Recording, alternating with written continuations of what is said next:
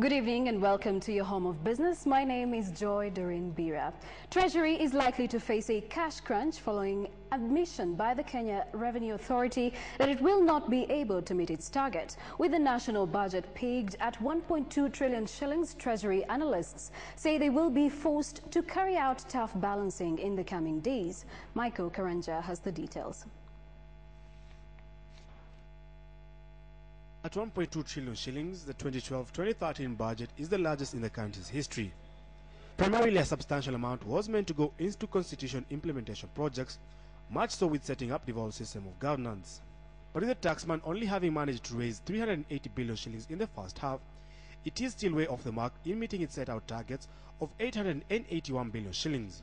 The Treasury estimates that total revenue collection shall be about 956.9 billion shillings, but an unexpected jump in civil service pay as well as growing debt levels could deny government much needed revenues. Historically, it's been really predictable. Tax collection is going to be a certain proportion of your total GDP, plus or minus a couple of percentage points, decimals in that regard.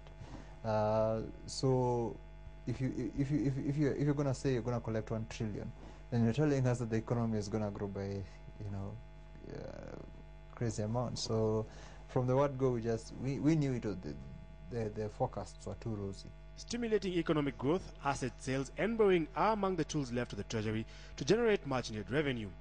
However, further borrowing could be counterproductive, with increased taxation a means of offsetting repayment terms. But analysts believe it's time economic policy makers entrusted the private sector to fuel future economic growth with enabling policies to grow the economy. We've got to find a way to starting to manage our government spending, because if your revenues are maxed out, then what you have is a spending problem as opposed to a revenues problem. Recently, Parliament approved Treasury's supplementary budget, giving it access to 58.8 billion shillings in the consolidated fund to finance government operations.